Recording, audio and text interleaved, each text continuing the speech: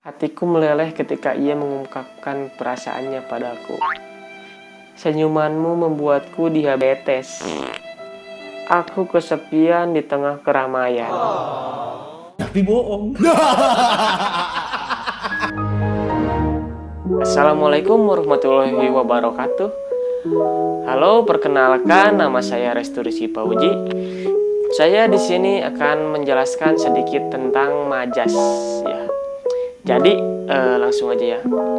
Majas adalah salah satu bentuk gaya bahasa yang digunakan untuk mendapatkan suasana dalam suatu kalimat agar terasa menjadi lebih hidup. Nah, seperti itu. Gaya bahasa yang baik dan benar harus mengandung 3 unsur, yaitu kejujuran, sopan santun, dan juga harus menarik. Itu menurut Keraf 1985 ya. Nah, majas diantaranya ada 4 jenis ya. Yang pertama adalah majas perbandingan, yang kedua majas pertentangan, yang ketiga majas pertautan, yang keempat adalah majas perulangan. Majas perbandingan, majas yang menggunakan gaya bahasa untuk mengungkapkan dengan cara menyandingkan suatu objek yang satu dengan yang lainnya, ya sesuai namanya gitu. Perbandingan, ya membandingkan. Dari majas perbandingan ada personifikasi, perumpamaan, metafora, dan alegori. Nah, di majas personifikasi artinya adalah benda mati yang dianggap hidup. Seperti dengan kata lainnya apa ya? Penginsanan. Nah, contohnya apa? Tanyalah pada rumput yang bergoyang. Nah, terus nyiur melambai-lambai tertiup angin. Terus pensil menari-nari di atas kertas. Yang kedua ada perumpamaan atau dalam Inggrisnya ya simile. Simile itu seperti ya. Jadi perumpamaan adalah perbandingan dua hal yang pada hakikatnya berbeda dan sengaja kita anggap sama. Contohnya seperti air dengan minyak. Bibirnya merah merona bagaikan kelopak bunga mawar. Suaranya seperti kaset yang kusut. Nah, itu kan kaset yang kusut artinya suaranya tidak enak didengar. Nah, lanjut ke majas yang ketiga, metafora. Metafora ini adalah pemakaian kata-kata bukan arti yang sebenarnya. Contohnya, dia kutu buku di kelas ini, gitu kan? Kutu buku di sini bukan artinya ada kutu di dalam buku gitu ya, tapi dia itu orangnya gemar membaca. Rumahnya dilahap si jago merah. Jago merah itu di sini api. Jadi istilahnya itu kebakaran. Nah, lanjut ke yang keempat, yaitu alegori. Alegori itu sebenarnya metafora yang diperluas gitu ya. Kayak apa ya tadi teh? Kayak kata yang bukan arti sebenarnya kayak gitulah. Dan alegori biasanya mengandung moral. Contohnya, kelasku bagaikan pasar. Bukan artinya di kelas ada pasar gitu, enggak. Jadi di kelasnya berisi. Terus kontak itu ibaratkan pisau. Terus merah sama dengan berani, kumbang, laki-laki, perempuan, bunga, kayak gitulah. Itu alegori. Nah, itu dari perbandingan itu saja ya. Kita lanjut ke majas yang selanjutnya. Majas yang kedua adalah majas pertentangan. Ya, sesuai namanya, majas pertentangan adalah gaya bahasa yang berkata kias menyatakan pertentangan. Dalam majas pertentangan ini ada hyperbola, litotes, paradoks, dan ironi.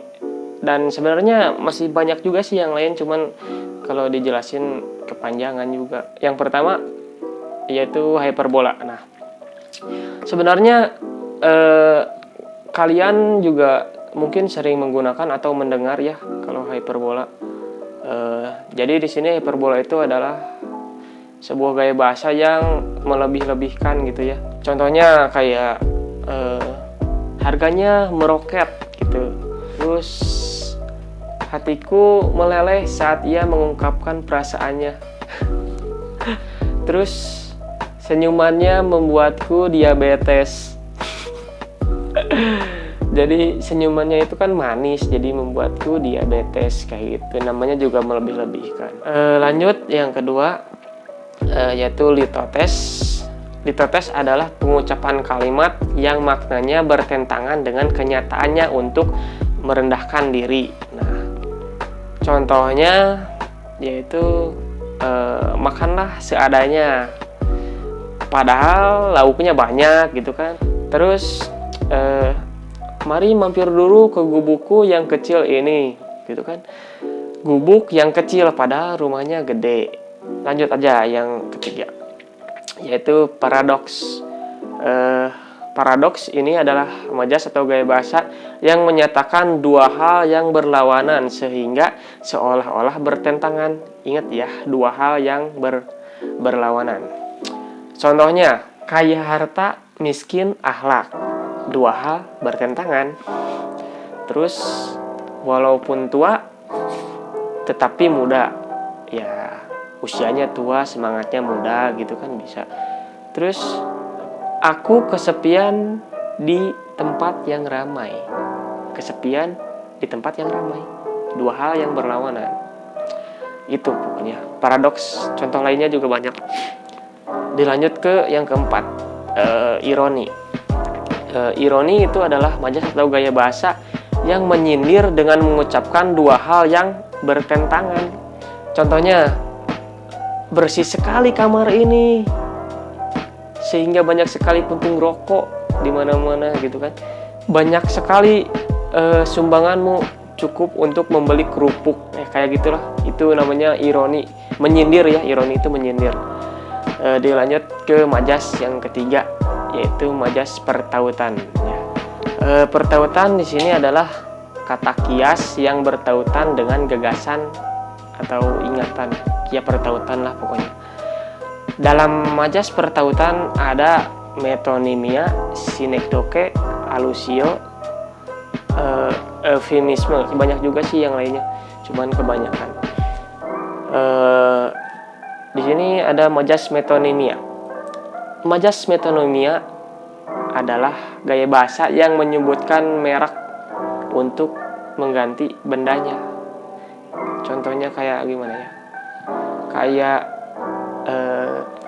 Andi pergi ke Singapura naik Garuda. Bukan berarti si Andi naik Garuda, burung gitu kan. Burung itu kan Garuda, padahal Garuda itu di sana diartikan sebagai pesawat. Terus Ucok ke Bandung naik Kijang. Bukan berarti si Ucok naik Kijang ke Bandung, padahal Kijang di sana adalah mobil Kijang kayak gitu. Lanjut ke yang kedua, sinekdoke. Sinekdoke adalah gaya bahasa atau majas yang menyebut sebagian padahal menyeluruh. Jadi, beri saya sesuap nasi. Sudah seminggu ini si Andi tidak kelihatan batang hidungnya. Jadi bukan berarti si Andi batang hidungnya doang yang kelihatan, tapi emang orangnya yang nggak ada gitu, nggak hadir.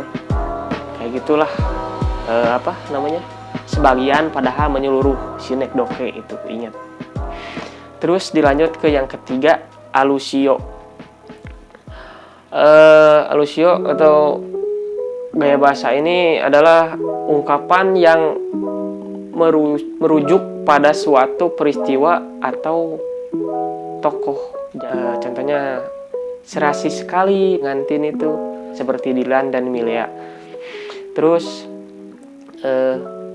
jangan sampai kejadian 30 September terulang lagi. Tugas seberat ini harus selesai besok. Emangnya aku sangkuriang gitu kan. Sangkuriang itu kan pernah ditugasin apa gitu semalam. Pokoknya itulah alusio. Yang keempat ada eufemisme. Majas ini adalah gaya bahasa ungkapan yang kasar namun diperhalus ini. Contohnya, maaf, anak bapak agak sedikit tertinggal.